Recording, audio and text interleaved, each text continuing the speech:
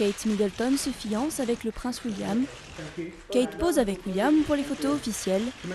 Kate assiste à la cérémonie de remise du diplôme d'officier de William. Ces images ont été reprises par tous les médias. À chaque fois, son style est analysé, décortiqué. Quel créateur a choisi la future princesse? De quelles étoffes s'est-elle parée?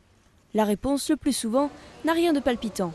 Kate porte des vêtements de grands magasins et des marques connues de tous. Pas de jeunes créateurs en vogue, ni de très haute couture. Sa robe blanche des photos officielles n'a coûté que 190 €.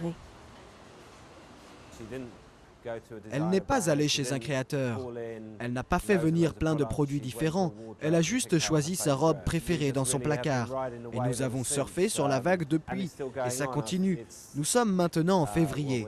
Donc ça fait 1 mois et demi que l'intérêt ne faiblit pas. À part ces 5 exemplaires réservés, la robe blanche est épuisée dans les 70 magasins du royaume et sur le site internet.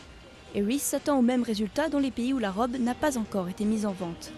Qu'elle le veuille ou non, Kate Middleton va devenir une icône et une ambassadrice du style britannique. Kate a toujours un look impeccable, sans défaut, elle connaît parfaitement son style. Mais personnellement, je trouve que ça correspond plus à quelqu'un de 15 ans de plus qu'elle. J'aimerais bien la voir porter des vêtements de son âge. C'est assez triste à mon avis que la Maison Royale ait déjà dit en quelque sorte qu'il ne souhaite pas qu'elle soit connue pour ses vêtements parce qu'elle va occuper la position parfaite pour devenir une ambassadrice de la brillante industrie britannique de la mode.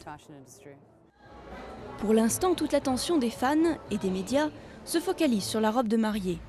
Le 29 avril, des centaines de millions de téléspectateurs pourront regarder Kate à l'abbaye de Westminster, puis en carrosse.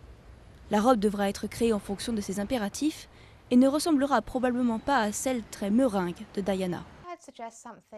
Je suggérerais quelque chose de très élégant, classique, assez simple dans les formes, mais avec de la présence.